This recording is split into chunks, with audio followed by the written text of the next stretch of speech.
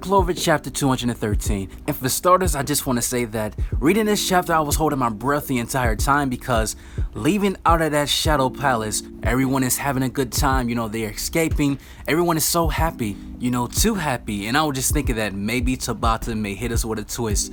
Something bad is going to happen in this chapter that's going to blow our minds, and of course that didn't happen. Instead of a negative twist, it was a positive twist.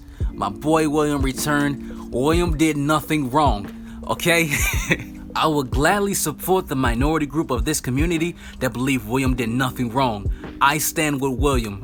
I'm just kidding, guys. Let's talk about this manga chapter. So this chapter starts off with everyone reunited again and leaving the Shadow Palace. A lot of exposition in the first few panels of this manga chapter, but one thing that stood out for me is Charmy. The dialogue between her and Asta.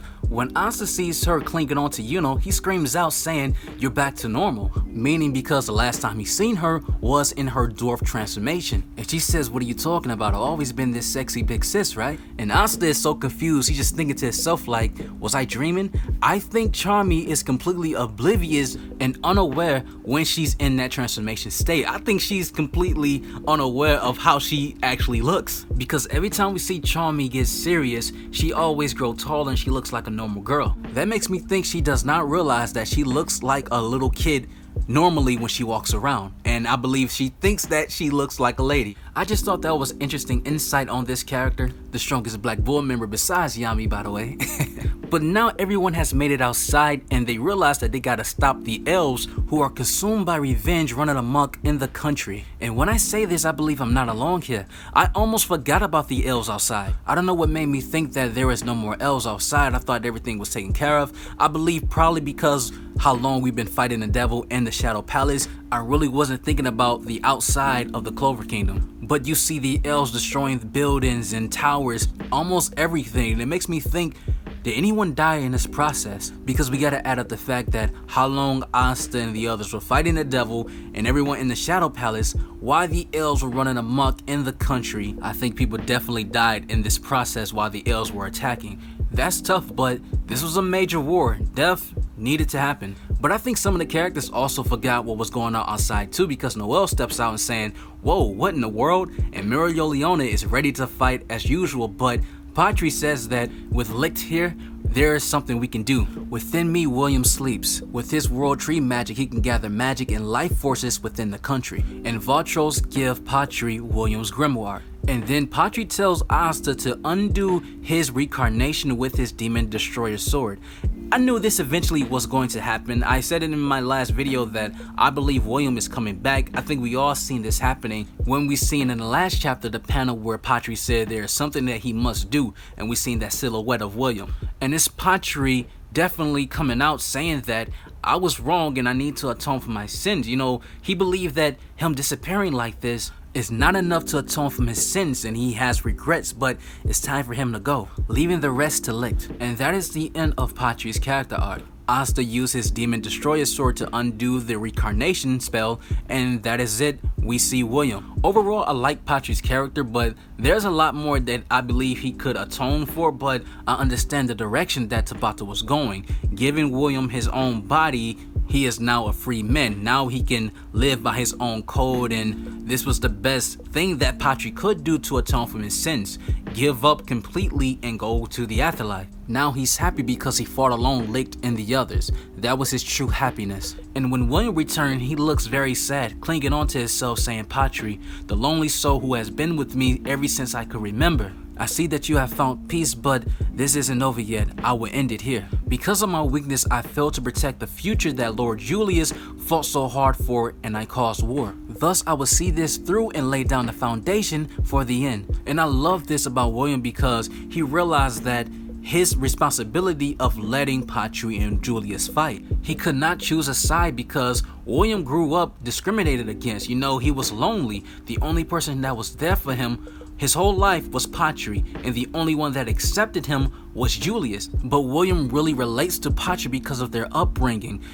Patri was deceived, and his grief and his hate of the humans grew, and William could have been the same way. I will do a video about this. I don't want to get too in depth about it. I would do that for a separate video, but I truly believe that William was just a bystander. He was innocent. Of course, not 100%, but What could you do when you have another soul inside your body your whole life? William was definitely between a rock and a hard place. So when Licht seen William, he touched him and used Union Magic Demon Duelist Sword, connecting all the souls, drawing them into the Great Tree, completing the spell to Tree of Ghostly Light. And I just think it's so impressive how Licht used the Demon Duelist Sword way better than Asta could ever use it. And we already know because he's stronger than Asta and it's his original sword, but the way he used it is so advanced. You know, using other people's magic and creating combo magic with it. And that's what he did with William. But I believe Asta will eventually get there. So Licht tell Asta to use his Demon Destroyer sword to strike the tree, using that anti-magic energy, breaking the reincarnation spell to let all the elves come outside of the bodies to enter the tree. Asta may not use the Demon Duelist sword anymore, may not have it, but the thing is, the Demon Destroyer sword is so powerful, and I believe that this feat alone is just a small percentage of what we will see that sword eventually do in the future. But the crazy thing about this, the citizens from outside are saying, wow, that's the captain of the Golden Dawn's magic. Did he save the country? That alone, from the people's perspective, the citizens, they're going to assume that William did everything, and that's gonna skyrocket his merit, and that will make the king believe that maybe he should be the Wizard King now that Julius isn't here. I don't think that William would accept it because he know there are others who are more worthy, who did a lot of things in this arc, like Yami, Nozel, Focolion. So it would be a crazy twist if William be announced as the next Wizard King. I think that he will pass that over and give it to someone else. But I remember telling you guys, I said this in my last chapter review, that if William comes back, that automatically puts him in a candidate for the next Wizard King. Some of you in the comment section saying that, oh, there's no way he will be a candidate for the next Wizard King. The citizens wouldn't accept him. No one would accept him. Well, look what just happened in this manga chapter. I'm just saying, my magic type is foresight. I don't talk about theories or just say things just to say it. And by the reaction of the citizens in the Clover Kingdom saying that William saved the country, the aftermath of this arc is going to be very intriguing. But with everyone disappearing going into the tree, we see Charlotte's, her elf is disappearing. Everyone is disappearing except for Raya, Fauna, and Vetso, and it's because the souls of the bodies they were in, it had no vessel. And Licht tells them, continue on living on for us. And I really like this twist that Tabata did, because now we have elves staying in the series, especially the elves who were in the Eye of the Midnight Sun.